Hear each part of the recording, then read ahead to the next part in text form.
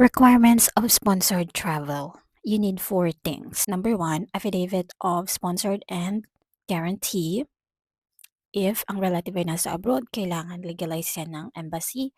And if dito yan sa Pilipinas, ang inyong relative na mag-sponsor, dapat notarized. Number two, proof of relationship.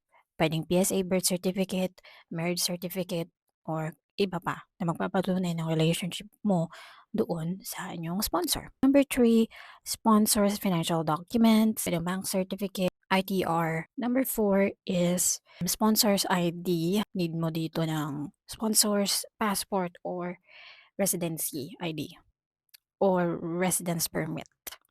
If sponsored by non-relative or an agency or company mo, anong requirements mo? You need three things. Number one, kailangan mo pa rin ng affidavit of sponsored and guarantee. Number two is letter of invitation. Reason kung bakit ka na-invite company abroad. Number three is proof of organization. Then, syempre, as a traveler, kailangan nyo pa rin yung mga travel documents nyo like passport, confirmed ground ticket, papunta at pabalik, e-travel QR code, proof of accommodation, then yung mga evidence of ties nyo dito sa Pilipinas like CUE, student ID, at iba pa, katunayan na babalik kayo dito sa Pilipinas. Know your sponsor, know their address, contact information, yung phone number nila, at syempre pangalan nila, age nila, lahat na. Yun lang, safe travels!